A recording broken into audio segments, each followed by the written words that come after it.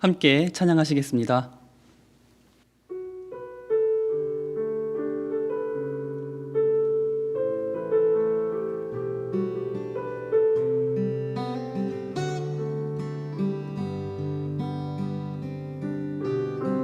이 세상 가장 아름다운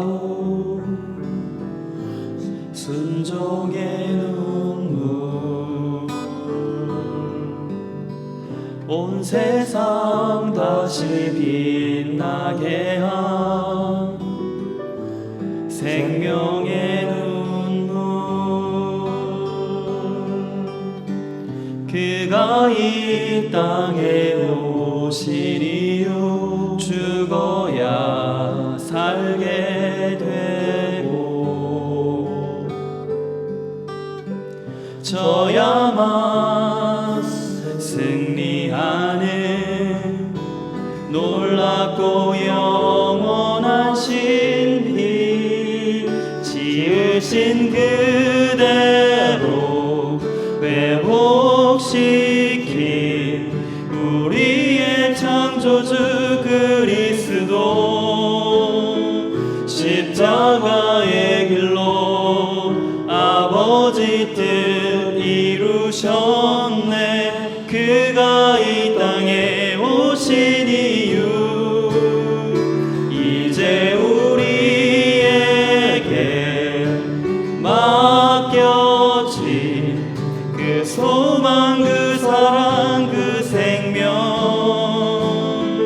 아름답고 눈부신 십자가의 길, 우리가 이 땅에 살아갈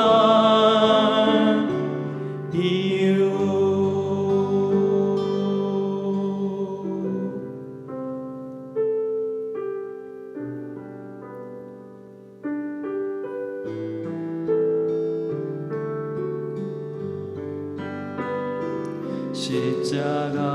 십자가를 질 수 있나, 주가 물어보실 때 죽기까지 따르오리. 성도 대답하였다. 너는 기억하고 있나, 구원받은 강도를. 그가 회개하였을 때 낙원 허락받았다.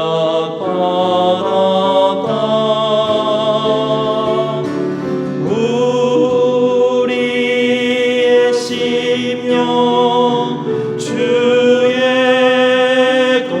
것이니, 주님의 영상 만드소서.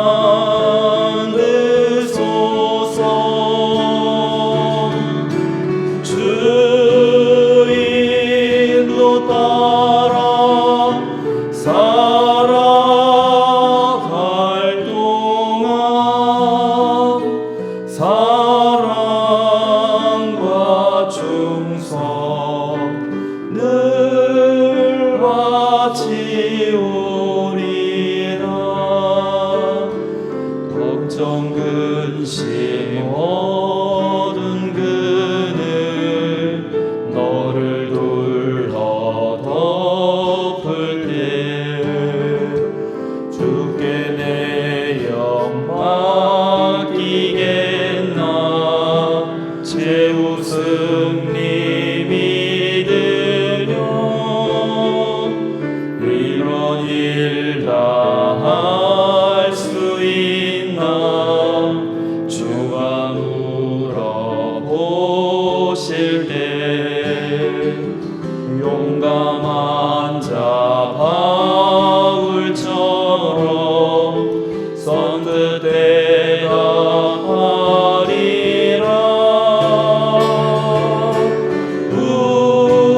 우리의 심령 주의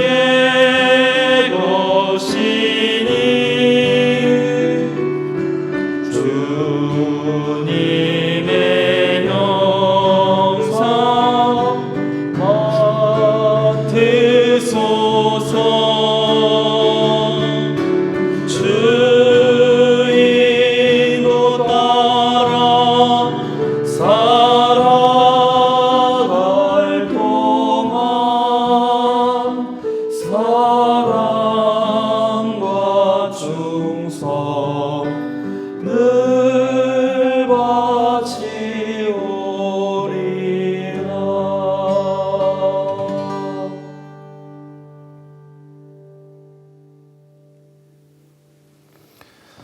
네, 수요 사경회 함께 하겠습니다. 코로나19로 인해서 3월 한 달 내내 교회당이 비었습니다. 목사님. 네, 그렇습니다. 예, 저희도 먼지가 쌓이고 말이죠. 네. 또 그리움도 쌓이고 말이죠. 교인들에 그렇습니다. 대한. 네. 언제 이 고난이 그칠 수 있을지. 부활절에는 그칠 줄 알았습니다. 그러나 네. 부활절도 모이는 예배가 아마 불가능할 것 같고요. 네. 예. 올해 사순절은 영원히 잊지 못할 사순절일 것 같습니다. 네, 정말 그런 것 같아요. 정말 여러모로 다양한 생각을 하게 하는 사순절입니다. 정말로. 네, 그래요. 자, 게다가 또 이번 주간 이제 부활주일이고, 예. 그러면서 또 이제 벙커원 교회는 세월호 기억 예배로 또 함께합니다. 네, 세월호 참사 6주기가 바로 4월 16일에 16일입니다. 예. 있습니다. 그래서 네. 저희가 박은희 전도사님, 네. 그 예은 엄마, 예은이 엄마. 저희가 예. 말씀을 또 함께하는 시간을 네. 가지려고 하는데요. 네. 여러분들 세월호 기억 예배 이번 주일에 많이 또 시청해 주시고 아울러 헌금을 걷는데 많이 내시기 바랍니다. 그 헌금으로 전액도 우리 대구의 이주 노동자들을 위해서 쓸 예정입니다. 많이 동참해 주시면 감사하겠고 또 4월 15일은 목사님 총선입니다. 네, 그렇습니다. 어떻게 찍을 후보를 정하셨습니까? 예, 전 마음속에 정해놨습니다. 그러셨군요. 전 사전 투표를 해야 되기 때문에 네. 4월 15일이 아니고 네.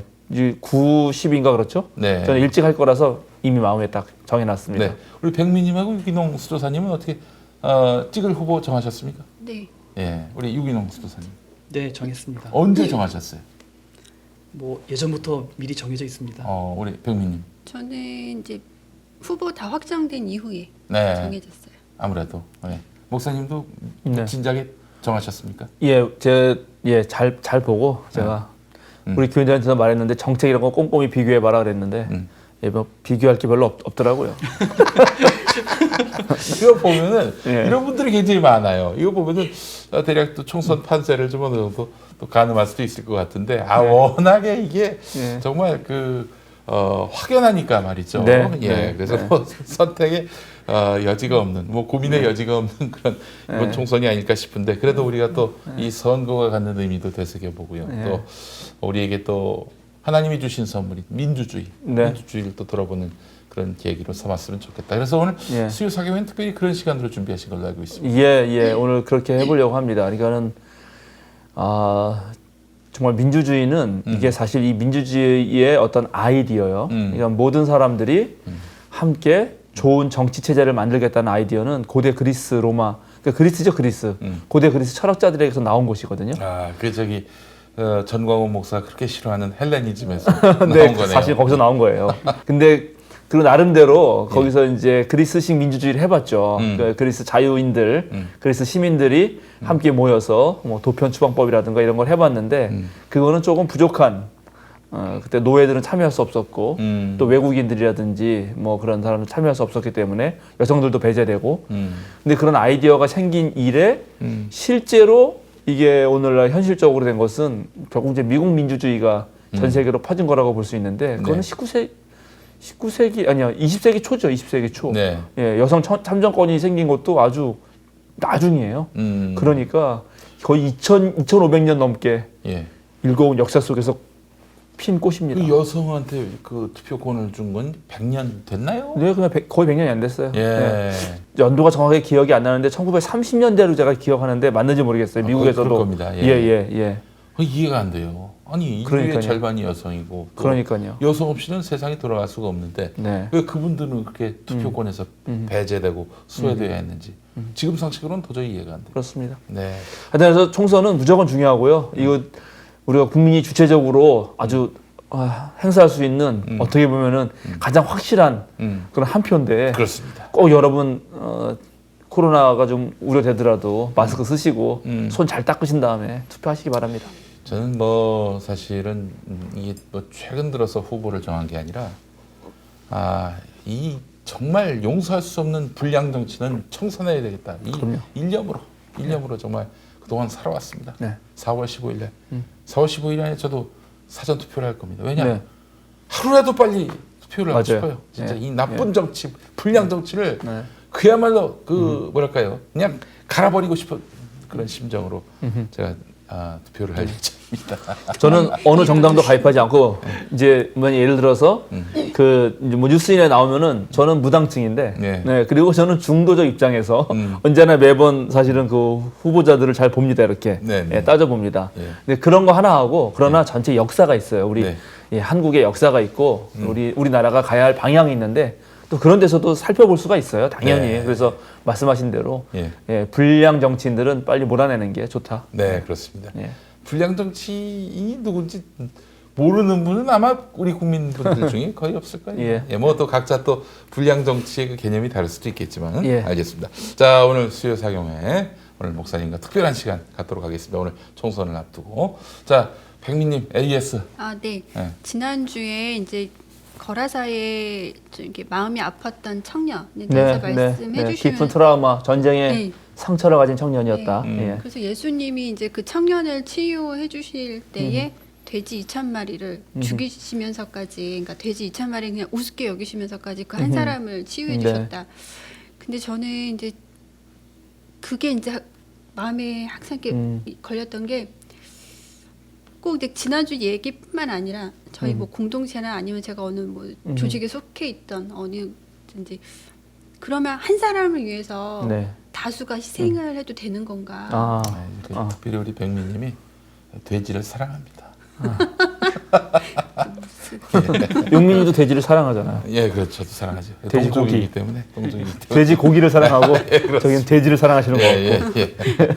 일단 이제 몇 가지 설명할 게 있는데 첫 번째 이제 그 마가의 그 사건은 아주 그 드라마적 기법으로 돼지가 2,000마리나 되는 거대한 돼지떼가 몰살되는 것이 그때 말씀드렸지만 로마 10군단의 상징이 돼지, 멧돼지가 깃발에 있었기 때문에 로마 군대가 그 지역 사회를 피폐하게 만들었던 전쟁과 학살과 그런 온갖 폭력을 자행했던 로마 군대가 멸망한다는 상징이고 그것을 드러내는 기가 막힌 장치였기 때문에 아마 그걸 들은 청중들은 기분이 매우 좋았을 거예요. 그런데 오늘날 이제 그것을 한 단계 더 나아가서 정의를 일구어갈 때요. 네.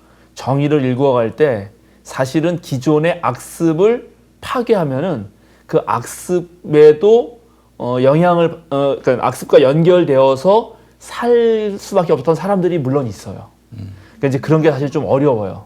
그러니까는 뭐 예를 들어서 이번에 그 엠번방 사건 그 나왔잖아요. 그러면 저도 생각 같아서는 정말 그 뭐 거의 몇만 명이 된다 그러는데 그 사람들을 전부 다 정말 정확하게 신상 공개하고 백일화에. 예, 백일화에 다 드러내고 다시는 이런 일이 없도록 그리고 이런 일이 이게 절대 그 뭐라 해야 되나 새로운 일이 아니에요.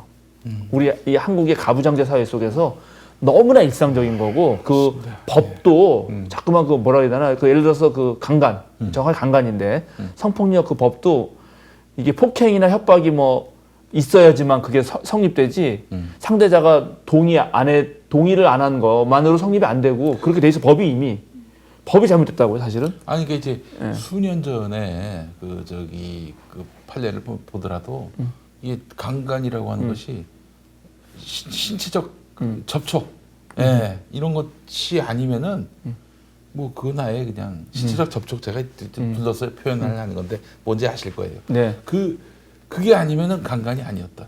그런 참 시대가 있었습니다. 예, 그러니까 이제 그런 전체가 있잖아요. 그러면 이제 그거를 깨부수려면은 사실 그 5만 명을 다 들춰내야 되거든요. 그럼 들춰냈을 때 생기는 문제가 있을 거 아니겠어요? 또 뭐 그 다 엮이고 적기고 그래서 뭐 어떤 사람은 또 뭐 피해를 보고 그런 일이 생긴다 하더라도 이건 해야 될 일이잖아요. 환부를 드러내. 예, 환부를 드러내야 치유가 돼야죠. 근데 그거에 엮인 사람들의 아픔을 또 생각하자. 그러면 언제 그 피해자들의 그 억울함을 해결해 줍니까? 예를 들어서 장자연 사건 같은 경우 저 잊지 못하는 사건인데 거기에 연결된 어떤 그런 언론 권력도 있고 재벌 권력도 있고 뭐가 많이 있잖아요. 그럼 그 한 명의 여배우의 그 꽃다운 그 삶을 완전히 그 망가뜨린 것을 도려내기 위해서는 그런 재벌 권력들을 당연히 없애야 되는 거예요. 근데 그거 없앤다 그러면 이제 거기서 벌어지는 다른 그런 뭐 여파가 있겠죠. 그러면 그래서 문제는 결국은 그런 거예요. 이런 군대 문화를 없애버리면 군대 문화로 인해서 기존에 어떤 이득을 얻은 사람들은 피해가 올 텐데 그러면 그런 거를 어떻게 또 잘 할 것이냐. 더 크게 생각하면 예를 들어서 미국 같은 경우는 그 군산복합체라 그러거든요. 군수와 산업이 함께 한 몸뚱어리가 돼가지고 미국 경제를 이끌어요. 그냥 계속 무기 만들어서 팔아먹어야 되거든. 근데 그런 방식으로 하면 전쟁이 일어나야지 미국이 유리하잖아요. 그래서 사드도 팔아먹고 우리 그런 거 아니에요 지금 전 세계. 여태까지 그래 왔어요. 그러면 미국이 정말 새로운 도덕적인 국가가 되려면 군수 산업 아니고 사람 죽이는 산업이 아니라 사람 살리는 산업으로 우리처럼 진단키트 만든다든지 이런 좀 그런 걸로 더 하고 그러면 당연히 군수 산업체를 줄여야 되는데 거기 엄청난 로비가 들어오거든요. 그런 거 하려고 그러면. 그러니까 이제 예를 들어 이런 거랑 같이 고민해 봐야 된다. 그래서 뭐 한 사람을 살리기 위해서 다수가 희생한다 그럴 때 그 다수가 선량한 다수가 아니고 특별히 그 지난주에 봤던 거는 돼지라든가 그런 로마 군대라는 거는 그 한 명의 사람의 인권과 모든 생명을 유린했던 아주 악랄한 폭력적 다수였다라고 생각하는 게 좋을 것 같습니다. 예. 알겠습니다. 정말 돼지는 돼지가 몰살되는 게 오늘 우리가 동물권에 대해서 관심을 갖고 있는 이 시대에 보면은 기야말 일인데. 아 그렇죠. 당시에는 또 그게 뭐 말하자면은 이야기를 했을 때 사람들이 어떤 전혀 문제 인식이 없게 받아들이는 그럴 때 정말 제가 한 20년 전 드라마 필름들 한번 볼 때가 있었는데 기가 막히더라고요. 뭐 방 안에서 어린애가 막 울고 있는데 엄마가 안고 있는데 그 담배를 뿅뿅 펴대고 옛날에는 있을 수 있는 그게 너무나 당연했죠. 예. 그리고 버스에서도 담배 피우고 그랬죠. 그 버스에서 담배 피고 아니 심지어는 맞아요. 뭐 부인을 때리는 것도 나와요 드라마에. 드라마에. 네. 와. 네. 그래요. 그것도 10수년 전만 해도 아. 그 남성이 연인 관계인 여성을 벽에 탁 맞아. 하고 그냥 맞아요. 뭐 그 있잖아요 그런 네, 풍경. 네. 후하다고 그걸 어? 네, 그걸 그게 더 무슨- 강조를 했죠. 그게 또 그 당시에는 멋있는 어떤 상남자. 상남자 아이고. 표징 네. 그런 맥락이 있었습니다. 예, 그래요. 그러니까 우리가 생각을 잘해봐야 돼요. 그러니까 미국하고 소련이 군을 감축하면서 세계가 평화로워질 거 아니겠어요? 우리와 북한도 마찬가지입니다, 사실은. 근데 그러면 그걸 감축할 때 그럴 때 당장 우리나라도 군수 산업체는 그럼 우리 어떻게 살아 이럴 거 아니에요. 네. 바로 그런 거를 이제 그럼 국민들이 다른 방식으로 보존해주면서 네. 그걸 감축하는 게 맞지. 예. 그리스도인이 어떻게 사랑과 평화를 말하는 그리스도인이 그러면 군수 산업 계속해라 이걸 말하겠냐는 한 거죠. 너희들을 너무 사랑하고 또 너희들을 너무 치유하는 마음에서 군수산업 계속해라. 그럴 수는 없는 그럴 수는 거니까. 없는 거지. 예. 경제적인 부분이나 맞아요. 네 어떤 예. 이렇게 같이 옆에 있는 사람들의 희생이 강요되어져야 되는 것인가 그게 이제 고민이었던 거죠. 예. 예전에 그 최규창 선생이라고 그분이 이제 그 책을 냈는데 굉장히 글 잘 쓰시는 분이에요. 제약회사 계신 분인데 지금 아마 독립하신 걸로 아는데 그 최규창 선생이 쓰신 책이 있는데 거라사의 광인을 낙곰수 멤버들로 이렇게 비유를 해가지고 그래요? 서사하신 그런 내용이 있었어요. 예. 로마 제국은 이명박이고 그럼 아마 돼지는 저일 것 같습니다. 예. 아니죠. 아니죠. 그렇게 되면 그게 안 되지 말이. 김어준이 아마 거라사의 광인이고. 그랬군요. 예. 네, 그렇습니다. 재밌습니다. 예, 자 오늘 목사님 진도 나가시죠. 예. 저기 말씀 잠깐 읽기 전에 그냥 오늘 제가 총선 앞두고 얘기하고 싶었던 거는 뭐냐면 과연 이제 이 국가와 종교의 관계가 뭔가 그거 좀 얘기하고 싶고 네. 그리고 그리스도인은 총선에 어떻게 임해야 되는가 생각도 해보고 싶고요. 그리고 실제로 지금 코로나 전국에서도 국가는 지금 감염 확산을 막기 위해서 종교 단체에게 모임과 예배와 그 의례들을 자제해달라 말하고 네. 또 기독교 일각에서는 이건 종교 탄압이다 말하고 그래서 이 어느 걸 어떻게 평가해야 되는지를 은근히 헷갈리는 분들이 있어요. 예. 예, 그래서 이제 그런 얘기도 좀 해야 되겠어요. 그래서 그런 얘기를 좀 하고 싶었던 거고 또 지금 제가 이 뉴스를 좀 보니까 논란이 되는 것 중에 하나가 국가가 지금 돈을 주는 거. 예, 그거 지금 뭐 70% 준다 그랬다가 지금 다시 전체로 주는 게 어떻겠냐 하는 게 지금 좀 황교안 대표도 말을 하셔가지고 네네. 아주 급물살을 타고 있는데 네. 그런 건 또 어떻게 생각하세요? 저는 다 주는 게 맞다고 봐요. 네, 그럼 뭐 예를 들어서 이런 게 있잖아요. 그러면 이제 그러면 국가의 역할이 뭐냐는 거죠. 예를 들어서 국가와 종교라 그럴 때 국가의 역할은 뭔가 이런 생각을 해보자는 거예요. 네. 그리고 국가 역할을 생각하면서 다시 종교, 우리는 특히 이제 그리스도교, 그리스도교의 역할은 뭐고, 그때 그리스도교의 교회와 내 신앙과 그 다음에 국가와 국가 역할과 정치와 이런 게 어떻게 연결이 되는지 이런 거를 생각해 볼 필요가 있다는 거예요. 예, 근데 이제 이런 거에 아주 논란이 분분했어가지고 예, 제가 이제 그 얘기를 오늘 하고 싶다는 말씀 드리고 네. 그리고 그것에 대해서 이제 늘 그 어떤 배경이 됐던 성서 구절이 있습니다. 제가 이제 그걸 읽어보겠습니다. 그래서 자, 우리 마가복음 12장 13절에서 17절. 네. 예, 요거를 좀 자세히 오늘 살피고 더불어서 로마서도 살필 건데 일단 네. 그거부터 하시죠. 네. 마가복음 12장 13절에서 17절입니다. 그들은 말로 예수를 책잡으려고 바리새파 사람들과 헤롯 당원 가운데서 몇 사람을 예수께로 보냈다. 그들이 와서 예수께 말하였다. 선생님, 우리는 선생님이 진실한 분이시고 아무에게도 매이지 않는 분이심을 압니다. 선생님은 사람의 겉모습으로 판단하지 않으시고 하나님의 길을 참되게 가르치십니다. 그런데 황제에게 세금을 바치는 것이 옳습니까? 옳지 않습니까? 바쳐야 합니까? 바치지 말아야 합니까? 예수께서 그들의 속임수를 아시고 그들에게 말씀하셨다. 어찌하여 나를 시험하느냐? 데나리온 한 입을 가져다가 나에게 보여보아라. 그들이 그것을 가져오니 예수께서 그들에게 물으셨다. 이 조상은 누구의 것이며 적힌 글자는 누구의 것이냐? 그들이 대답하였다. 황제의 것입니다. 예수께서 그들에게 말씀하셨다. 황제의 것은 황제에게 돌려주고 하나님의 것은 하나님께 돌려드리라. 그들은 예수께 경탄하였다. 아멘. 좋습니다. 아주 짧아요. 13절부터 17절이니까 13, 14, 15, 16, 17 5절밖에 안 되는데 네. 요 짧은 구절 가지고 얘기할 게 너무나 풍성하게 많아요. 그러나 여러분은 일단은 그리고 이 구절에서 제일 유명한 거는 황제의 것은 황제에게 돌려주고 하나님의 것은 하나님께 돌려드려라는 게 제일 유명한데 옛날에는 이제 옛날 번역엔 가이사의 것은 가이사에게 네네. 하나님의 것은 하나님에게 이렇게 유명해졌어요. 예. 그 말을 어떻게 이해하십니까? 역사적으로는 그 말을 가지고 두 가지로 이해해왔거든요. 많은 사람들이. 근데 그게 조금 잘못된 이해예요. 그래서 오늘 제가 그걸 얘기하고 싶어서 이거 하자 그런 건데 어떻게 이해해왔나요? 첫 번째. 역사적으로 잘못 이해되어 온 것이 그거 아닌가요? 세상은 하나님의 도성이 따로 있고 사람의 도성이 따로 있다. 그렇습니다. 그러니까는 하나님의 것은 하나님에게 카이사르의 것은 카이사르에게 그러니까 황제의 것은 황제에게 나누니까 두 개가 따로 있다. 요 원칙에 의해서 정교 분리, 정치와 종교는 분리되어야 된다. 네. 이렇게 하는 하나의 생각이 있고 또 제가 그러니까 교회에서 이제 들었던 설교 내용은 세금은 세금대로 잘 내고 아하. 마찬가지인 거죠. 세금은 맞아, 세금대로 잘 마찬가지고. 내고 11조는 11조대로 교회에 잘 내라. 그거 정확한데? 절묘하다. 어떻게, 야, 그런 논리를 아니, 하게 근데 말하고. 여기, 왜냐면 여기 사실 지금 조세와 관련해서 이게 나오는 거라 그 정확한 말인 것 같아요. 이게 재밌는데.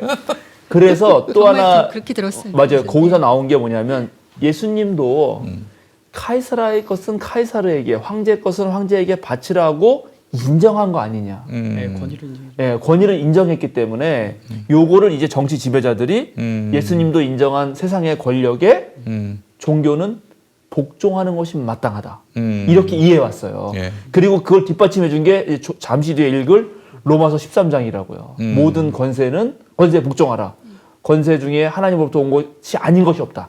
뭐 이런 바울 사도의 말씀이 있거든요. 네. 그래서 요 얘기를 좀 해봅시다. 하기 위해서 저 우리 꼼꼼히 읽어, 꼼꼼히. 이거 되게 재밌어요. 이게 꼼꼼히 읽어야 재밌는데 제가 읽어가면서 해볼게요. 네. 13장 보면 그들은 말로 예수를 책잡으려고 바리새파 사람들과 헤롯 당원 가운데 몇 사람을 예수께 보냈다.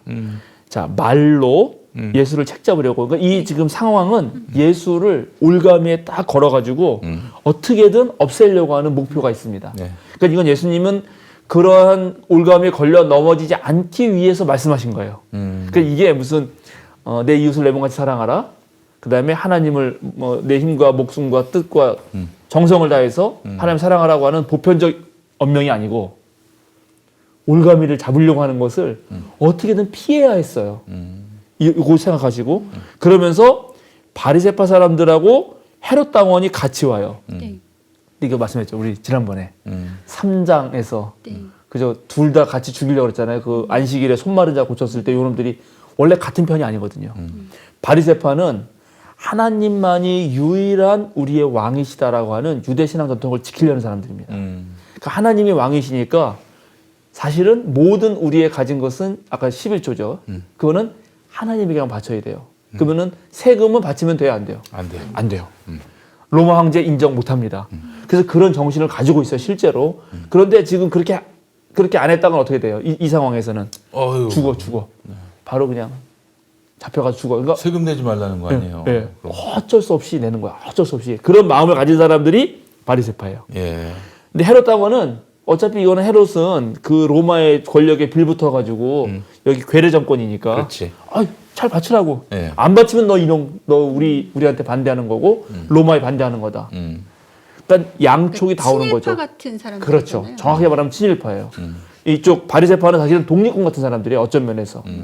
좋은 사람들이죠. 어찌 보면 또 입진보 같은 사람들이고. 그렇죠. 사실은 이제 그 중에 나뉘어요. 예. 예, 바리새파 중에 예, 말로만 하는 놈들. 예. 그 말로만 하면서 또 누구 내가 나오려고 했는데 이승만 같은 사람이 있습니다. 이승만 사실은 그 독립운동 역사 보면은 이승만 많이 존경하는데 예. 이승만의 행적을 정말 연구를 하면은 정말 존경할 수 없습니다. 또 웃음이 납니다. 일단 기본적으로 너무 웃겨요. 그 사람이. 하여튼 예. 예. 자, 족족 하나가. 좋아요. 예. 그래서 그렇게 했습니다. 그러고 하는 말 보세요. 14절. 선생님, 우리는 선생님이 진실한 분이시고 아무에게도 매이지 않는 분이심을 압니다. 그러니까 진실하다는 거는 이게 되게 선하다고 아주 좋다는 건데 그러니까 선생님의 판단이 옳다는 거예요. 그럼 이거는 예수로 하여금 말을 자연스럽게 할 수 있도록 열어주는 거야. 그리고 아무에게도 매이지 말고 얘기하라는 거지. 그러니까 이게 얼마나 지금 노골적으로 꼬인지 알겠죠. 선생님은 사람의 겉모양을 판단하지 않으시고 하나님의 길을 참되게 가르치십니다. 그러니까 이제 올바른 말인지 하실 거죠? 이렇게 딱 깔아놓고 묻는 거죠. 황제에게 세금을 바치는 것이 옳습니까? 옳지 않습니까? 바쳐야 합니까? 바치지 말아야 합니까? 자, 뭐라고 대답하죠, 이제? 여러분들이 예수님을 생각하고 유기농 수도사님은 정말 신앙이 좋으신데 이러면서 얘기를 한 거죠. 예. 바쳐야 됩니까? 말아야 됩니까? 바쳐야 한다라고 말하는 순간 이거는 뭐 그 친일파가 되는 거고 친로파가 되는 거고. 자, 예수님이 바쳐야 된다 이렇게 말하면은 그동안 예수님과 함께했던 모든 민중들에게 네. 지지를 예. 잃어버립니다. 잃어버리는 상황이. 네, 잃어버립니다. 그렇다고 또 내지 말라 그러면은 그 네. 순간 또 이제 국사범이 되는 거예요. 그렇죠. 헌금은 아니 세금을 안 내라고 그렇죠. 그 선동하는. 그렇죠. 네. 근데 요게 더 중요한데 자 내지 말라고 하는 게 얼마나 이게 이제 무서운 얘기냐면 오늘날도 납세 안 하면은 오늘 저 세금을 저는 워낙 버는 게 없어가지고 저는 세금이 거의 면제돼서 세금을 거의 내본 적이 사실 없는데 여태까지 저는 국가의 도움을 받고 살고 있습니다. 근데 세금 안 내면 어떻게 되죠? 압류되죠. 재산 압류됩니까? 네. 예, 근데 그 정도잖아요. 그런데 이때는 그런 상황하고 약간 달라요. 지금은 이거 우리는 우리 국가잖아요. 내 나라란 말이에요. 근데 이스라엘 사람들은 이게 내 나라가 아니에요. 로마잖아요. 로마 식민지예요. 예. 로마는 일단 정복 전쟁을 통해서 식민지를 개척했어요. 그렇지. 그러니까 정복과 재정복 이게 이제 로마예요. 요걸 잘 알아야 되는데 그래서 이 세금 바치는 문제라는 게 네. 도대체 이때 당시 어떤 문제였냐? 응? 요거를 우리가 좀 알아야 이게 더 느낌이 확 와요. 그러니까 예수님은 절대 여기서 세금 바치란 말을 하기가 무척 어려워요. 그러니까 세금 바치지 말라고 해야 되거든. 또 게다가 또 당시에 세리가 얼마나 극혐의 대상이었습니까? 완전 극혐이죠. 예. 예. 자 보세요. 기원전 63년에 폼페우스라고 하는 이제 그 로마의 위대한 장군이 그 시리아 이스라엘 완전히 다 깨부수고 이제 유대를 점령하는 거거든요. 점령할 때 그때는 워낙 세니까 아주 그냥 파죽지세로 다 점령해 버렸어요. 유대를. 근데 유대도 만만치 않거든. 유대인들이라고 하는 거는 당시 사람들하고는 달리 당신은 다 다신을 믿었어요. 이신저신 믿었다고요. 자기의 유익하게. 근데 유대인은 그렇지 않거든. 오직 하나님만 믿는 그래서 되게 특이한 종족이다 쟤네들. 유일시. 그래가지고 일단 정복이 돼도 이 독립운동이라는 게 보통이 아니에요. 막 무력 투쟁 계속 하고 그러니까는 로마가 이 유대인들 다스리는 게 그렇게 힘들어요.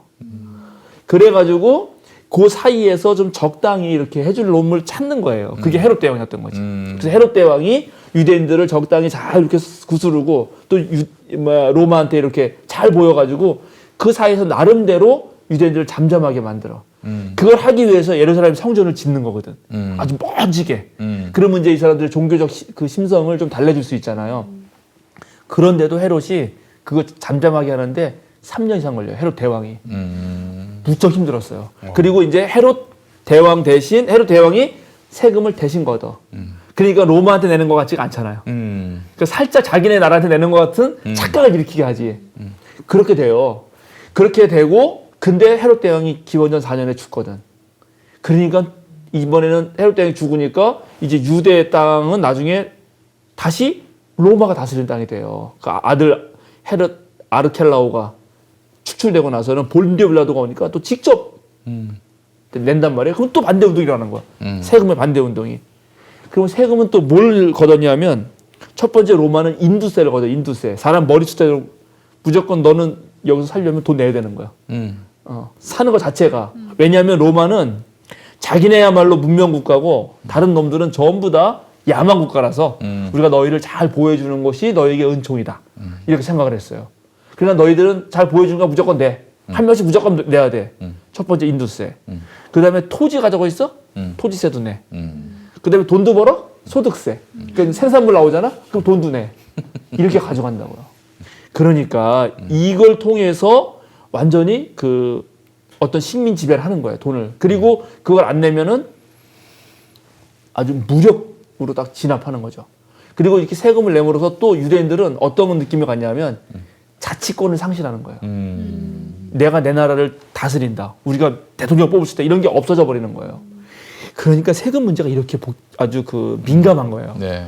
그래서 계속 유대 사회에서는 세금 거부 운동이 일어났습니다. 요걸 가지고 와서 묻는 거예요, 예수님한테.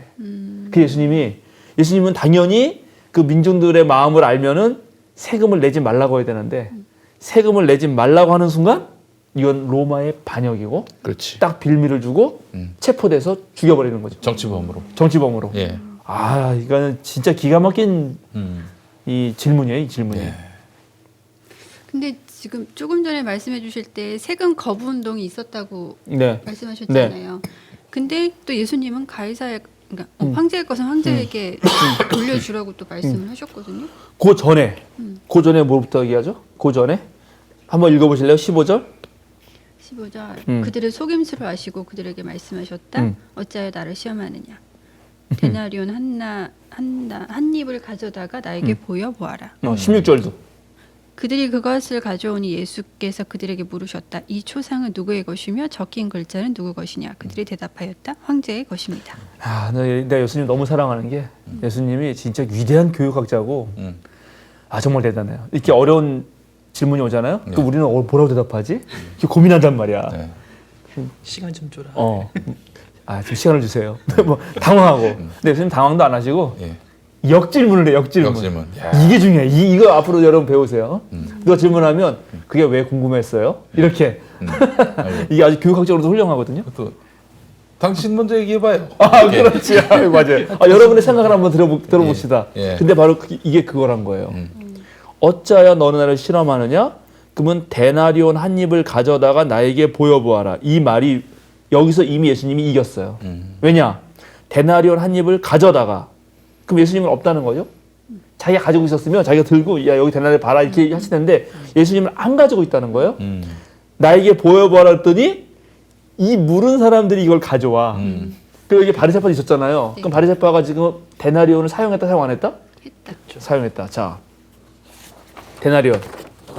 이게 예수님 시대에 쓰던 데나리온이거든요. 이게 정교하네요. 네, 이게 두 번째 황제. 이거는 첫 번째 황제 아우구스투스 황제 말고 티베리우스 황제 때에 만든 데나리온이고 이런 게 여러 종류가 있어요. 그 중에 하나 가져온 거예요. 이 중에 하나일 거예요 아마. 근데 여기 보면 여기 황제의 얼굴이 있어. 네. 그리고 이 황제를 상징하는 티베리우스는 하나님의 아들이고, 예, 그다음에 뭐 저기 카이사르다 하는 그런 말들이 막 있거든요. 네. 뭐 이런 말들이 쓰여 있다고요.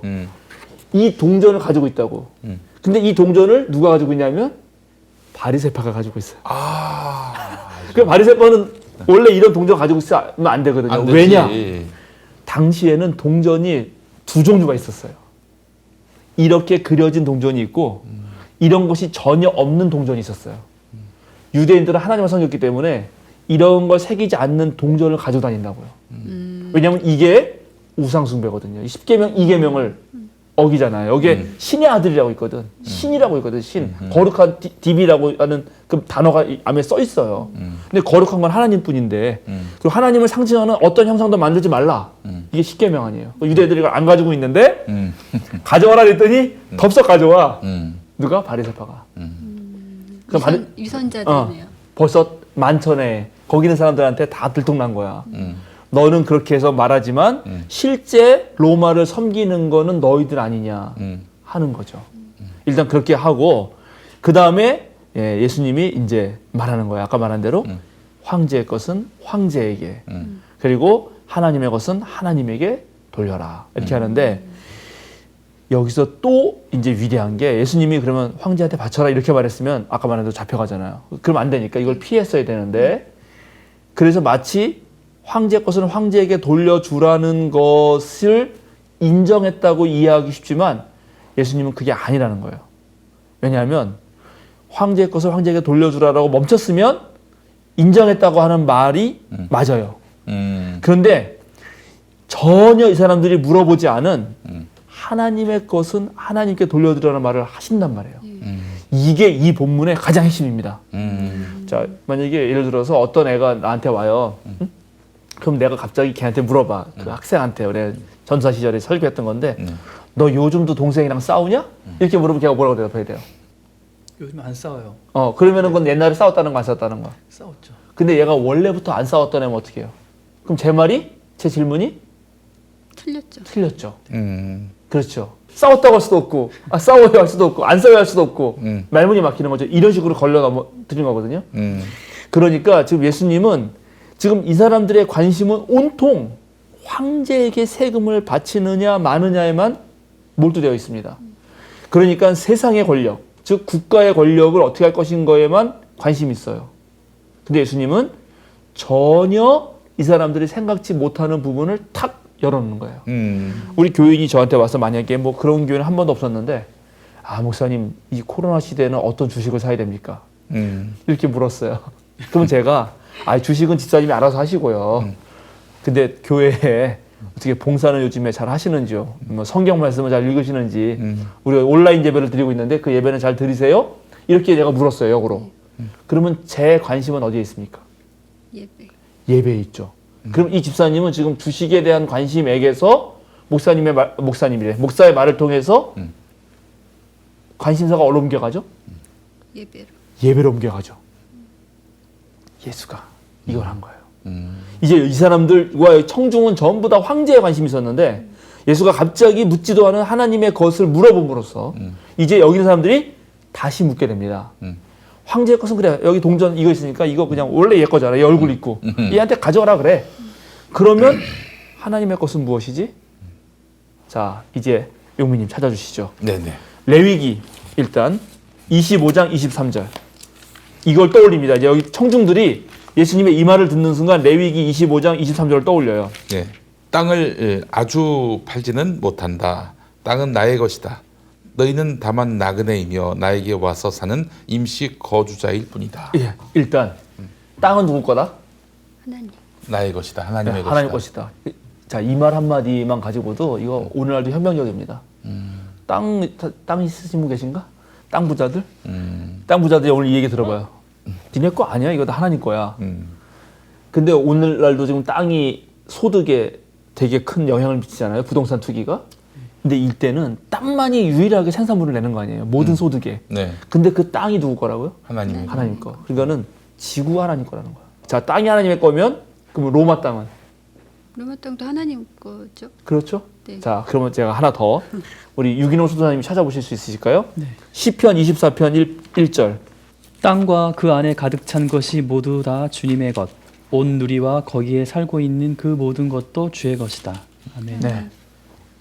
자, 이런 생각들이 청중들이 딱 들었단 말이죠. 그럼 황제의 것은 누구 거예요? 하나님. 황제가 하나님의 거예요. 황제가. 자, 이러면 이제 우리는 국가와 종교에 대한 아이디어를 여기서 얻습니다. 예수님. 국가는 현실적으로 필요합니다. 그렇죠? 왜냐하면 둘 이상 모이면 반드시 권력이 생겨요.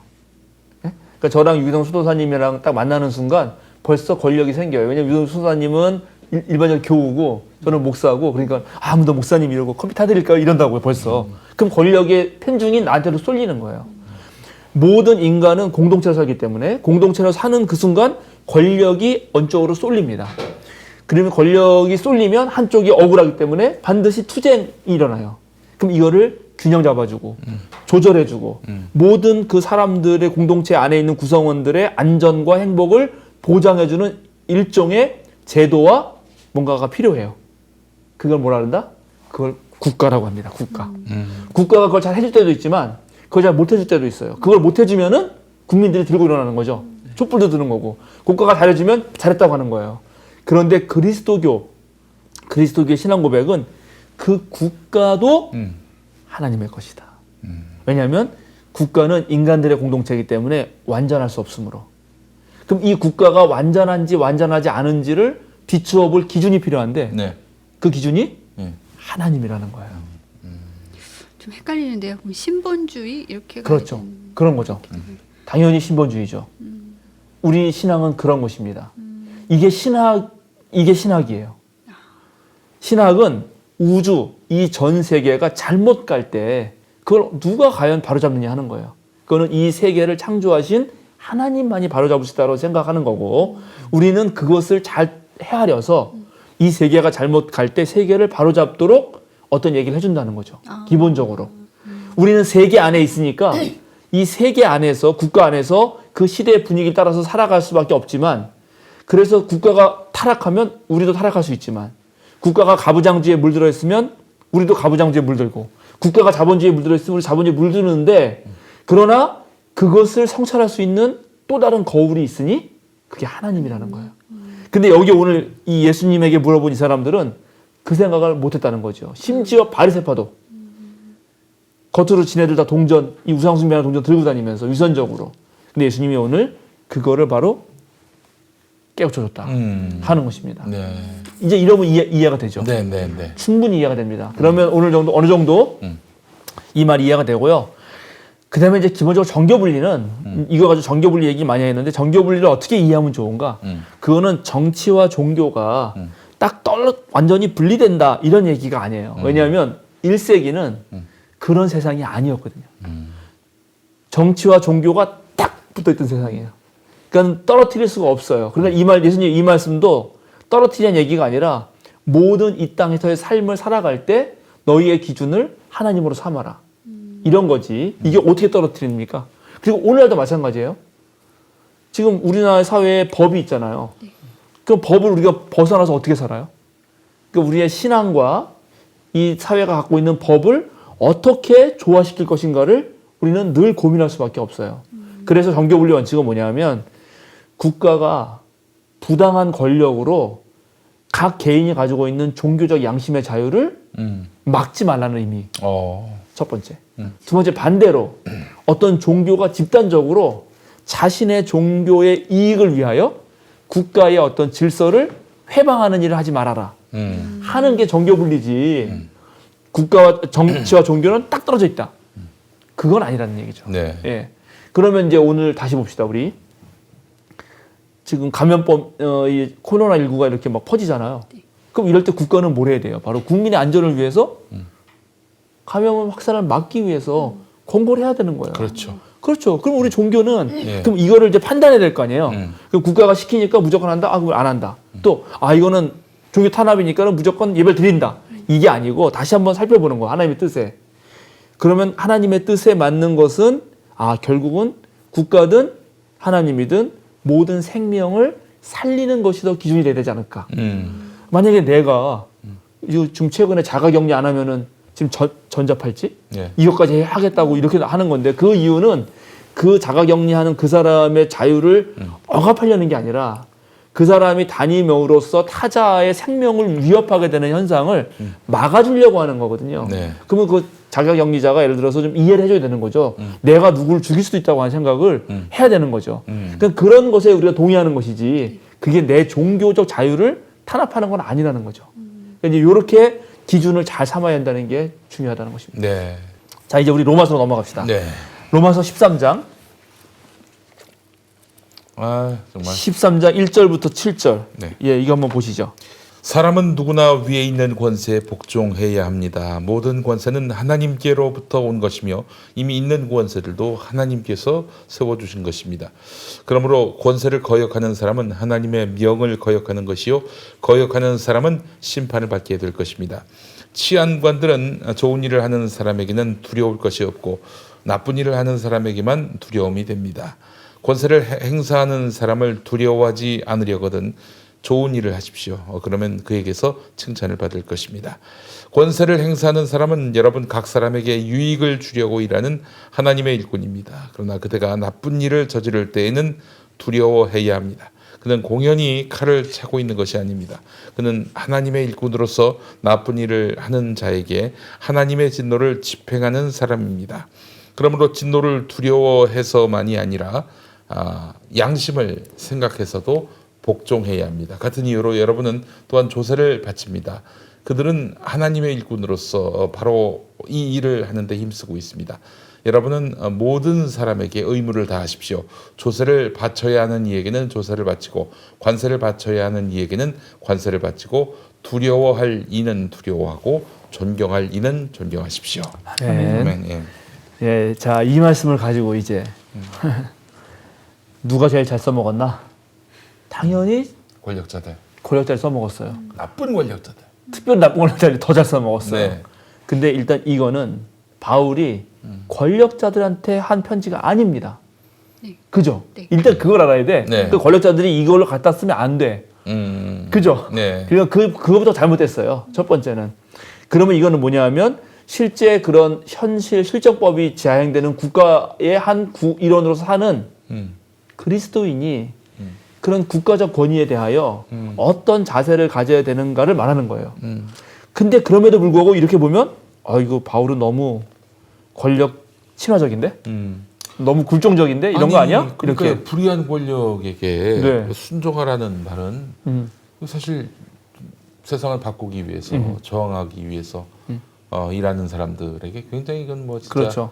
낭패를 주는 그런 말씀이지 않습니까? 네. 예. 근데 여기에 사실은 이 권력이 불의한 권력이란 말은 없죠. 네. 다행히. 그랬으면 진짜 이 부분은 빼면 좋을 정도였어요. 근데 그런 말은 없는데 그래도 바울이 다행인 게 몇 구절 보면은 여기 너가 선한 일을 하면은 권세가 무서울 게 없다. 그러면 이런 전제는 지금 권력이 나쁜 권력이 아니라 좋은 권력이라는 거예요. 그렇지. 좋은 권력 아래서 네가 나쁜 일 하면은 겁나겠지만 네가 좋은 권력 밑에서 좋은 일 하는데 뭐가 걱정이냐. 나 아주 괜찮은 나라야 지금 나라가. 근데 나는 좋은 일을 해. 그럼 내가 아무 문제가 없잖아요. 이런 게 있고 또 더 재미있는 거는 여기 5절에 보면 양심을 생각해서도 복종해야 된다. 갑자기 양심의 문제를 얘기해요. 네. 그러니까 이런 것들이 상당히 이 본문을 그래도 이해할 수 있게 만드는 거기도 해요. 그러나 실제로 이 본문을 제대로 이해하려면은 로마서가 어떤 편지인가? 이 편지를 쓸 때 로마 교회가 사실은 바울은 로마에게 대해서는 교회라는 이름 말도 안 붙이는데 어쨌든 로마 교회가 어떤 상황에 있었나 이걸 알아야 돼요. 이거를 모르기 때문에 이게 로마서 무척 어렵거든요. 그냥 로마서를 읽을 때 만약에 루터교 사람이다. 그럼 여기서 의인론, 칭의론 이런 걸 찾아내고 뭐 장로교다 그러면 칼빈의 애정론을 찾아낼 거예요. 이걸 무슨 뭐 13세기 읽었다면은 토마스 아퀴나스의 자연법을 찾아냈겠지 여기서. 그러니까 자기 맘대로 읽어요. 다들 어쩔 수 없어요. 그건 어쩔 수 없는데 그러면 진짜 바울이 로마의 편지를 쓸 때 어떤 상황이었길래 이런 말을 쓰는가 하는 거예요. 왜냐하면 여기 말고 고린도전서 같은 데 보면은 모든 권력은 하나님부터 온 거니까 나쁜 권력에 대해서는 막 싸워야 된다 이렇게 막 말하거든 바울이. 거기서 그렇게 말하고 여기서 또 왜 여기서 복종하라고 말하나. 게다가 또 로마 당시에 그 황제가 네로 왕제 아니었습니까? 네로죠. 네. 네로가 우리가 알고 있기는 폭군인데, 아하. 예. 근데 맞아요. 이거 선한 권력으로 맞아요. 지금 바울은 간주하고 있는 것 아닌가 하는 아하. 생각도 들고요. 예, 그래서 맞아요. 그래서 요 본문을 읽을 때 이게 시대와 장소를 불문하고 보편 타당한 것인가, 아니면 특수 상황에서 지금 바울이 말한 것인가를 잘 깨달아야 됩니다. 이게 우리 저기 시청자 여러분, 예, 바울 편지도 특별히 이게 상황적인 것인가, 아니면 보편적 윤리인가를 잘 구분하는 것이 바울 서신 읽기의 핵심입니다. 그걸 오해하면은 바울은 완전히 이상한 놈이에요. 그래서 여성들 막 혐오자고. 네. 그저 여자는- 노예 그런 거 무슨 인정하고, 노예제도 인정하고, 교회 가서 수건 뒤집어 쓰고 있어요. 그래서 잠잠하라 그러고, 예. 여자는 말 함부로 하지 말라 그러고, 뭐 이런 사람이 돼버리거든요. 예. 근데 그게 보편적 언명이 아니고, 예. 그때 거기에 특수한 상황이라는 거죠. 음. 예, 이제 그런 걸, 이것도 마찬가지입니다. 그래서 오늘 그 얘기를 조금 설명하면 이제 이게 왜 이러는지 이해가 돼요. 이 로마서는 50년대 중후반에 쓰입니다. 50년대 중후반. 그리고 로마 상황은 아까 말한 대로 클라우디우스 황제가 죽고 네로가 등극한 이제 얼마 안 되는 시점이에요. 네. 그래서 아주 혼란한 시기예요. 로마도 황제가 바뀌면 혼란하거든요. 혼란한 시기였다는 걸 일단 기억하시고, 그리고 로마 교회는 크게 두 파가 싸우고 있었어요. 이제 이 부분이 이제 우리 교인들이 이해가 안 돼가지고 이거 읽으면 참 어려운데, 그래서 제가 간단하게 설명하자면, 간단하게 설명할 수가 어려운데 간단하게 설명을 최대한 해보면, 자, 바울은 일단 이방 지역에 선교를 할 때 원래 유대인이 살던 이방에 있는 회당을 중심으로 선교를 했습니다. 당연하죠. 유대인들이 그래도 하나님 나라 이런 얘기를 이해할 테니까요. 그러면 로마에 있는 교회들도 초반에는 기본적으로 디아스포라 유대인들이 많이 있었을 거예요. 그래서 거기에 가서 전도를 했을 거라고요. 근데 여기는 로마는 바울이 가지도 않은 곳이란 말이에요. 그런데 로마 교회가 있었다면 거기도 초반에는 유대인들을 중심으로, 유대인들, 그리스도인들을 중심으로 교회가 성립됐어요. 그런데 이 유대인들은 로마 사회에서 정치적으로는 특권을 얻었어요. 왜냐면 유대인들이 대단한 능력이 있거든요. 그래서 로마랑 잘 협상해가지고 자기네들 종교를 좀 보장받게 해주고 내가 너희를 도와주고. 그런데 이 시민사회에서는 약간 왕따였어요. 왜냐하면 다신교 사회에서 오로지 하나의 종교만 얻으니까 로마 무슨 축제 같은 거 한다. 그럼 같이 놀아야 될 거 아니에요. 근데 안 놀아 얘네들은. 그러니까는 로마 사회에서 왕따가 일어나고, 그렇지. 그리고 또 이 로마 하나님 섬기는 것에 반대되는 일을 하면은, 말하자면 이 유대인들은 또 반란도 일으켜. 세금도 납부 안 해. 그러니까 유대인들이 말하자면은 네. 예전에 뭐랄까, 남들이 자기를 왕따시키는 게 아니라 자기들이 남들을 다 왕따시키는. 네네네. 그걸 뭐라고 합니까? 전따라. 전부 자기를 전부를 왕따시킨다. 그래서 전따라는데. 그런 집단이었어요. 예, 사실은. 그러니까 이게 어려운 문제예요. 그러니까 이건 아주 고대 사회에서의 유대인이 갖고 있던 종교라고 하는 거는 매우 특이했어요. 예. 다신론 사회가 전부일 때 오로지 유일신을 섬기고 그거에 민족적 정체성을 가지니까, 그런데다가 클라우디우스 황제 때 바로 이 유대인들이 소유를 일으킵니다. 네. 소유를 일으켜가지고 클라우디우스 황제가 그걸 진압을 해요. 예, 그리고 그 중에는 이제 아직 그리스도교하고 유대인이 가난하기 전이니까는 그리스도인들도 있었어요. 그리고 49년에 이 클라우디우스 황제가 이놈들 너무 시끄럽다 해가지고 유대인 추방령을 내립니다. 유대인을 추방해 버린단 말이에요. 그러니까 그 전에 진압하고 그렇게 유대인들을 정권이 억압하니까 그걸 또 틈타가지고 이런 시민들이 잘 됐다, 저놈들 아주 그냥 공격을 해야겠구나 하는 게 되고, 로마시에서. 그리고 로마시는 당대 최고의 국제도시였기 때문에 온갖 종류의 인간들이 몰렸습니다. 거기에 로마 시민의 무슨 한 80~90%는 외지 사람들이에요. 왜냐면 거기가 잘 먹고 잘 사는 데거든. 지금 우리나라 전 세계의 뉴욕, 도쿄, 상해 이런 데가 그런 데거든요. 국제도시란 말이에요. 영국의 런던 뭐 이런 데가 국제도시예요. 거기 가면은 자기네 나라만 살지 않아요. 온 세계 사람들이 모여 살지. 그런 데가 로마시였단 말이죠. 그래서 로마가 여기 다스리는데 아주 복잡해. 어려워 이게. 근데 로마는 또 아까 말한 세금 매겨가지고 딱 쥐고 있단 말이죠.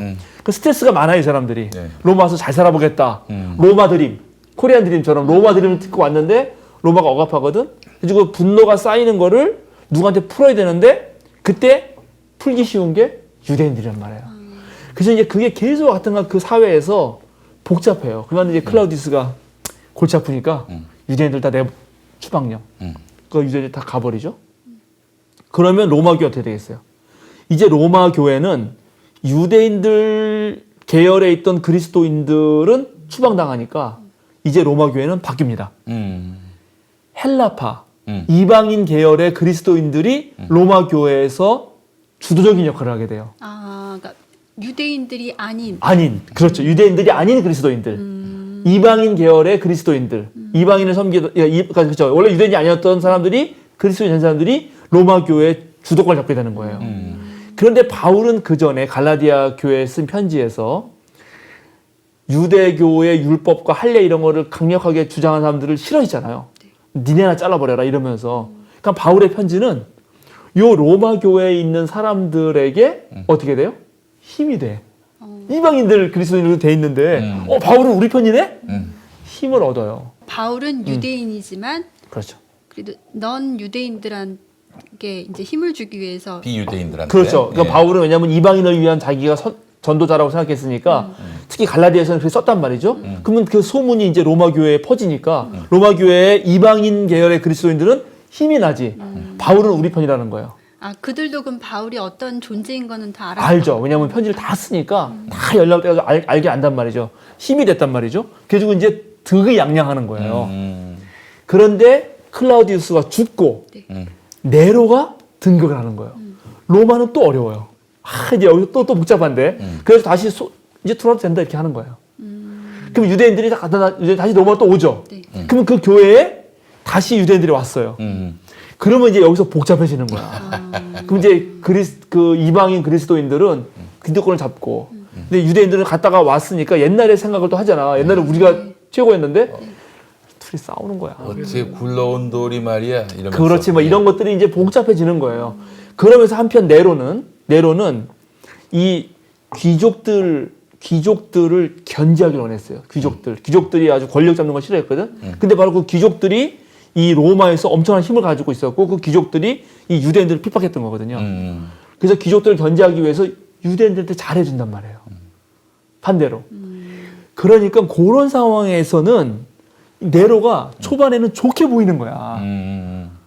이해가 되시죠 이제? 바울 관점에서. 네, 바울 관점에서는. 그러니까 저 네로가 이제 좀 클라우디우스보다는 안정적으로 괜찮게 되겠구나라고 생각을 하는 거죠. 포용적으로 나오겠구나. 네, 포용적으로 나오겠구나. 그런데 로마 교회 안에 있던 기존의 힘을 가지고 있었던 이방인들 있죠.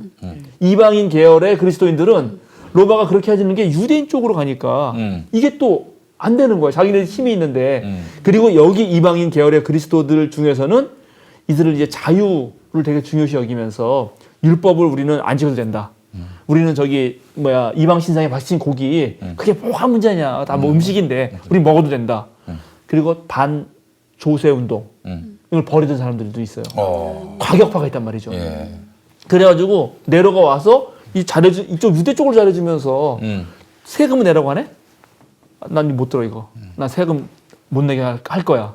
이렇게 하고 이제 반조세 운동을 벌이면서 그리고 그런 것에 벌인 사람들을 선동하기 시작한단 말이죠. 이제 이게 복잡해진 거예요. 바울은. 근데 이렇게 돼서 만약에 로마 교회가 예. 유대인들을 그런 사람들에게 어떤 헤게모니를 잡으려고 그런 반로마 운동을 벌이면 어떤 일이 벌어지죠? 아이고, 그땐 또 이제 다 십자가에 달리는 거지. 그래서 다시 네로가 이제는 또 여기를 막 친단 말이죠. 얘기 듣다 보니까 숨이 차요. 예. 하루도 조용할 날이 없겠네요. 그렇죠. 그러니까 바울이 편지 쓰는 게 무척 어려운 거예요. 그래서 여기 로마에서는 놀랍게 유대인들과 율법에 대한 존중을 막 써요. 갈라디아에서는 율법을 그렇게 까더니만 아니다. 왜냐하면 이건 누굴 누르기 위해서 그 이방인 계열의 그리스도인들 너희가 나중에 난 가지 아니냐, 젖붙인 가지 아니냐, 너네가 유대인들을 이렇게 무시하면 되냐, 걔는 뿌리로부터 하나님 믿었는데 하나님이 그 뿌리부터 나온 가지를 잘라가지고 너희를 붙여줬다면 너희도 잘못하면 너희도 잘라버린다. 이런 얘기를 로마서에 막 쓴다고요. 그래서 하나 걱정했던 거는 이들의 섣부른 선동 때문에 로마가 들어와서 이 교회를 확 망가뜨리면 그러면 이건 바울의 선교에 치명타를 있습니다. 바울은 로마의 힘을 얻어서 스페인까지 선교하려고 했거든. 바울은 예루살렘 교회와 로마 교회가 무척 중요했어요. 바울은 사도들도 아니었잖아요, 맨 처음에. 그러니까 사도들 중심인 예루살렘 교회 인정을 받아야 돼요. 그리고 로마는 당대 최고 도시였기 때문에 여기는 부자였고 로마 교인들은 아주 지식이 많았어요. 그리고 모범이 되는 교회였어요. 그러니까 이 두 교회의 힘을 받으면 이거 가지고 스페인까지 딱 갈 수 있거든. 스페인은 당시엔 땅끝. 땅끝. 그게 땅끝이에요. 대서양 넘어 아메리카 대륙이 있는지 없는지 모르던 때. 네, 땅끝까지 전도해야 되거든요. 그리고 그게 이제 요나서에 나오면 다시스인데 다시스. 하여튼 거기까지 가려고 하니까 편지를 써야 되는 거야. 그래서 자기가 세운 교회도 아니잖아요. 그러니까 잘 보여야 돼요. 그러니까 요 두 사이를 잘 공존하게 하고 그리고 그걸 위해서 바울이 가장 내세웠던 것이 예수님한테 배운 건데 그게 평등입니다. 누가 잘났다고 그러지 말자. 우리는 헬라인이나 이방인이나 유대인이나 남자나 여자나 차별 없이 그리스도 안에서 하나다. 사실 그 얘기를 하기 위해서 갈라디아서도 말한 거거든요. 그 율법 가졌다고 할례한다고 우월감 갖지 말아라. 이렇게 말한 거고 여기 똑같이 말한 거 사실은. 예. 상황이 달랐단 말이죠. 그래서 하나는 멸살당할 위기를 막기 위해서 야 세금도 바쳐라. 그런데 이렇게 말하면 또 너무 이건 굴종적이 되잖아요. 그러니까 거기에 아까 말한 옳은 일을 한다면 너의 양심을 생각해봐라. 이런 걸 말한 거예요. 그러니까 더 중요한 선의 기준들을 생각해보라는 거예요. 그러니까 결국 로마는 그 네로 결국 바울은 네로가 나중에 폭군이 돼가지고 뭐 없을 짓을 하는 존재인 줄 모르고 모르죠. 모르고 몰랐죠. 아니, 그러면 당연히 로마서 13장은 그 당대에만 그럼요. 그 저기 네로에 대해서 착각했을 그렇죠. 그 당대에만 필요한 말씀이지 그렇죠. 왜 그 이후로 왕권 맞아요. 신수설의 배경이 되며 또 일제의 맞아요. 폭력에 대해서 또 맞아요. 정당화시키는 도구로 쓰이고 히틀러 그런 나치의 그 포괄적인 맞아요. 만행들을 정당화하는 도구가 되고 나중에 김종필도요 유신 권력을 옹호하기 위해서 제일 많이 썼어요, 로마서 그 말을. 13장을 갖다 썼어. 그 말을 제일 많이 했어요. 짜증나게. 정치인 중에. 예, 정말 그때 화나죠, 화나. 네. 그런데 더 중요한 게 있어요. 사실은 바울이 우리가 지금 13장 1절 7절만 딱 따로 떼서 읽는데 그게 왜 그러냐면 학자들은 바울이 다른 데서는 전부 다 세상 권력을 비판해요. 근데 여기서만 이상하게 말하거든. 혹시 누가 좀 끼어넣은 거 아니냐? 뭐 그런까지 논의가 한참 있었어요. 근데 그건 아니다라는 게 이제 판명 났고 그런데 여기만 보지 말고 12장부터 13장까지 다 쫙 읽어보면은 여기서 바울이 계속 말하는 게 원수 갚는 것은 하나님의 것이고 예수님 따라서 사랑하라 그러고 바로 당장 13장 8절부터 보세요. 8절. 예. 읽어보세요. 8절만. 서로 사랑하는 것 외에는 아무에게도 빚을 지지 마십시오. 남을 사랑하는 사람은 율법을 다 이룬 것입니다. 네. 그래서 이 예수님의 원수 사랑 이야기 여기 딱 끌고 옵니다. 이게 무슨 말이냐면 선동을 해가지고 반로마적인 일을 벌이려서 로마로부터 이 교회가 완전 멸절당하는 일에 대한 두려움도 있지만 기독교인이 평화를 이루는 방식은 그렇게 선동을 일으켜가지고 폭력적인 건 아니다라는 말을 또 하고 싶은 거예요. 바울은. 그러니까 이게 지금 7절까지 보면 7절까지 보고 8절을 보면 문맥이 너무 안 맞아요. 너무 안 맞죠. 그러나 큰 뜻은 이해가 된단 말이죠. 이제 왜냐하면 로마의 평화는 바로 학살과 폭력으로 그냥 전쟁을 없게 만드는 거. 그러니까 다들 무서우니까 아무도 소란을 안 일으키는 거지. 그게 평화를 생각했단 말이죠. 근데 로마의 평화에 반대해서 바울이 생각한 그리스도의 평화는 폭력을 하는 평화가 아니다. 사랑으로 어떻게든 하자. 근데 너희 지금 이방인 계열 그리스도인들이 자꾸만 그 반로마 운동 같은 걸 벌이면서 선동하는 걸 하는데 그래서 그런 사람 선동해가지고 로마 사람 막 죽이고 이런 거 하는 거는 내가 받은 바로 우리 예수 그리스도의 받은 바로 사랑에 의한 평화는 아닌 것 같다. 이 얘기까지 하고 싶은 거예요, 바울은. 근데 이런 걸 모르고 이제 읽으면 아까 말한 대로 되는 거야. 막 권력자들 갔다가 권세에 복종을 하지 않았냐. 지네들은 완전 나쁜 권력인데. 예전에 한경직 목사께서 네. 그 신사참배를 앞두고 이 성경 봉독을 하셨어요. 젊었을 때니까 일제강점기고 그때 읽은 말씀이 로마서 13장이었습니다. 네, 네. 성경 봉독을. 아 주여. 그러니까는 그게 그 상대가 누구냐, 일단 그 권세가 누구냐라는 것을 잘 선별해야 되고요. 그렇다 하더라도 또 보편적 원칙이 무엇이냐를 그리스도인들은 생각해야 됩니다. 이 상황을 제가 오늘날 상황으로 말씀드리자면 제가 바울이라고 생각하죠. 그러면 제가 사랑제일교회에 편지를 쓰는 거예요. 네. 쓰실 수 있겠어요? 그러니까 많이 가정하는 거죠. 뭐 써도 안 듣겠지만, 근데 그 교회가 나한테 중요한 교회는 아니지만 그래도 쓰는 거죠. 왜냐하면 당신들은 지금 하나님을 믿고 예배한다고 하면서 모이는 것이지만 그것은 지금 이 국가야 이 국가가 하는 정부 당국에 하는 정책을 따르는 게 옳다. 이 정부 당국이 지금 하는 것은 기본적인 모든 권위는 하나님으로부터 온 것이다. 그렇죠. 사람을 사랑하는 그렇지. 그 밑바닥에 깔린 방역 아닙니까? 그렇죠. 그러면 그걸 들어야 됩니다. 그죠? 7대 수칙 지키십시오. 예배는 잠시 온라인으로 들으십시오라고 쓰는 거예요, 바울이. 그렇다고 내가 지금 뭐 모든 권세에 복종하라 말하는 겁니까? 절대 아니죠. 그러나 그 편지 이해가 되죠. 예, 그런 편지가 오면은 예, 하지 않겠네. 그 사람 그렇게 하겠죠. 그게 영상 편지로 하시고 예, 제가 지금 그렇게 말하는 거예요. 예. 그러면 이 로마서 13장의 구절이 충분히 이해가 됩니다. 왜냐하면 그리고 제가 생각해 봤을 때도 바울 입장에서도 그게 맞잖아요. 지금 감염병 확산되는 거는 안 되는 거거든. 그렇지. 그러니까 로마에서도 설사 로마와 상대 싸우더라도 사랑의 힘으로 싸워야지. 그렇게 선동을 일으키는 건 안 되는 거 아니냐. 이렇게 말하고 싶었던 것입니다. 아이 그래요. 아이 깔끔합니다. 자, 지금까지 로마서 13장 강해 중에 오늘 목사님 네. 이런 해설만큼 깔끔한 게 없는 것 같아요. 사실 로마서 13장 이 말씀 갖고 책으로도 나왔었어요. 네. 그동안의 모든 논란을 다 네. 종합한 일본인이 있었는데 네, 국가와 종교. 국가와 종교. 예. 그리고 국가와 종교라는 책 제목이고, 그래서 제가 오늘 이 수요사경의 제목을 국가와 종교라고 하려고 그래요. 양현애 교수님, 이화여대 양현애 그렇죠. 교수님, 아주 제가 존경하는 교수님 중에 한 분인데, 네. 그 교수님이 번역했습니다. 그래서 첫 장에는 이 로마서가 쓴 말이 어떤 의미인가를 나름대로 밝혀요. 그건 조금 부족하긴 한데, 그래도 그 이유가 좀 있어. 그거 딱 하고, 그 이후에 고대부터 중세, 현대에 이르기까지 이걸 어떻게 많은 사람들이 이용해 먹었나. 그 로마서 잘못 13장. 이해했나. 쫙 나옵니다. 로마서 13장이 워낙 그 논란의 말씀이다 보니까 정말 그 중세기부터 현대까지 그냥 매번 논쟁적 말씀으로 네. 지금까지 우리에게 그 항상 고민거리가 되고 있어요. 그러나 확실히 정리하자면은 그거는 그때 네로왕제 초기 때. 네로왕제 초기 때, 그 클라우디우스 황제가 그만두고 초기 때.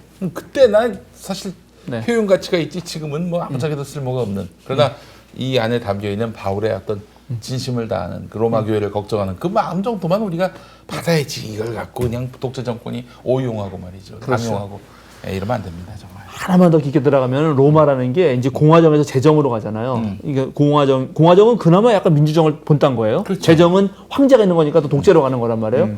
근데 공화정 때 가장 큰 문제는 아까 말한 귀족 세력이 세지는 거예요. 근데 그 키케로 같은 사람의 글을 보면은 귀족 한 가문을 먹여 살리기 위해서 15만 데나리온이 필요하거든요. 그 15만 명의 농민이 필요한 거야.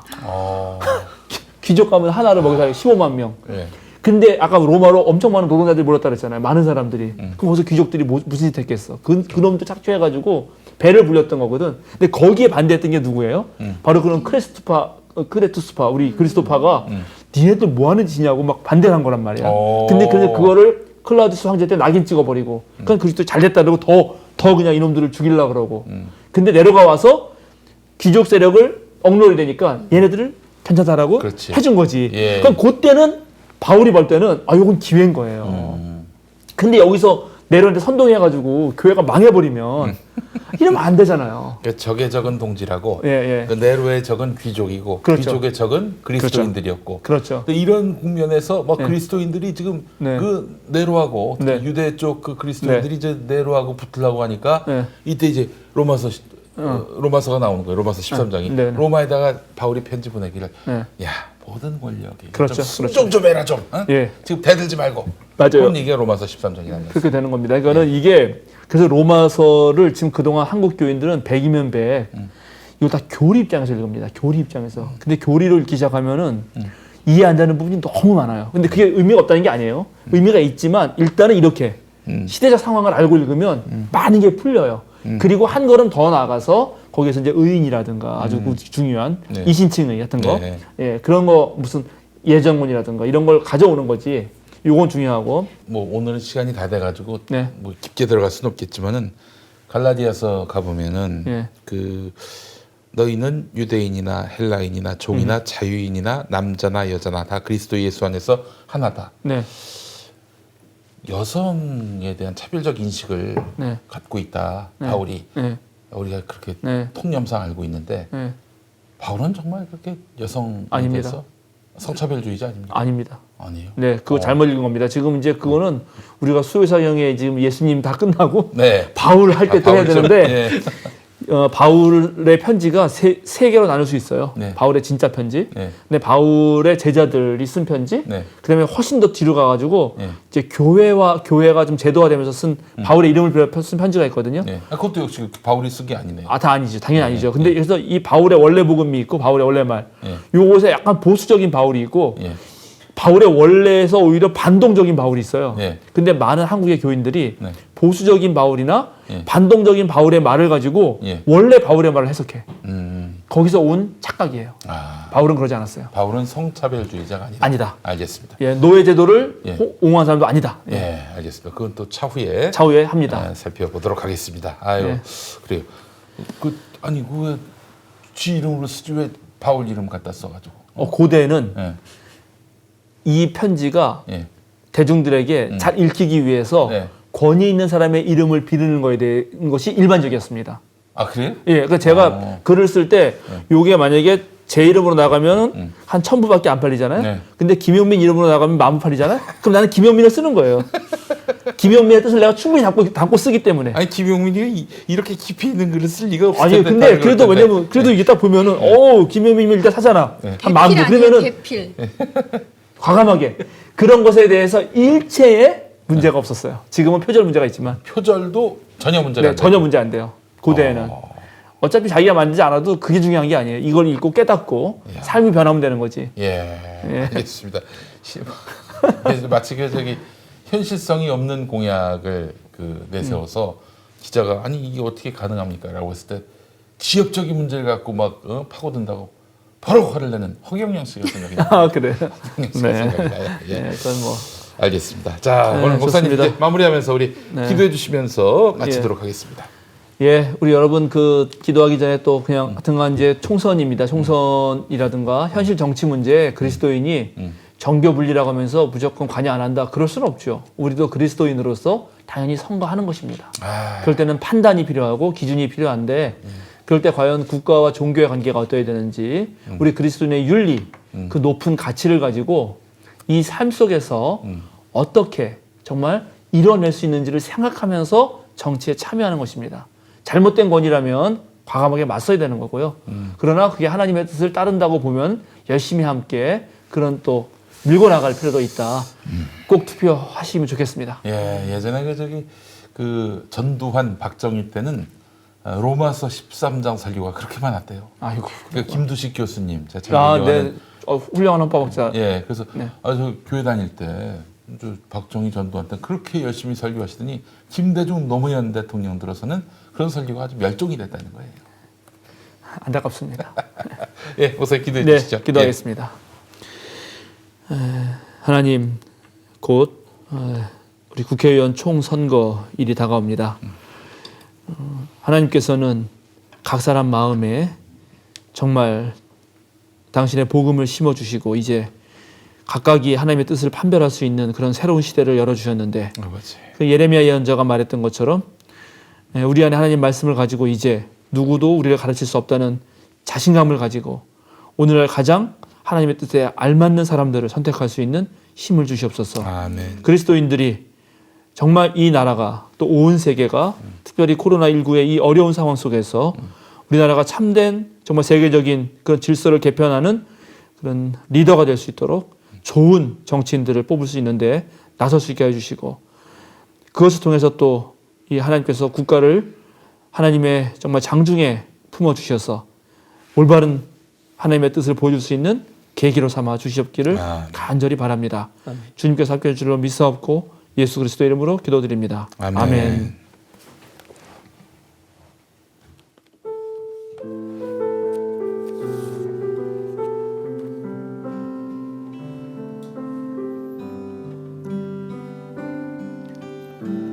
이 세상 가장 아름다운 순종의 눈물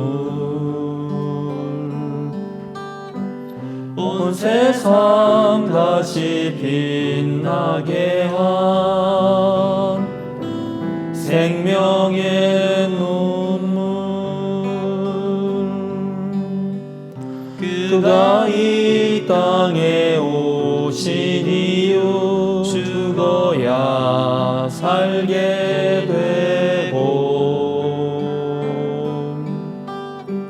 저야만 승리하는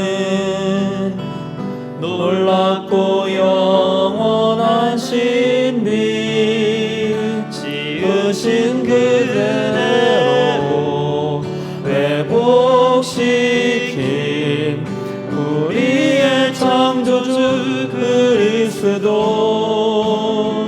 십자가의 길로 아버지 뜻 이루셨네 그가 이 땅에 오신 이유 이제 우리에게 맡겨진 그 소망 그 사랑 그 생명 아름답고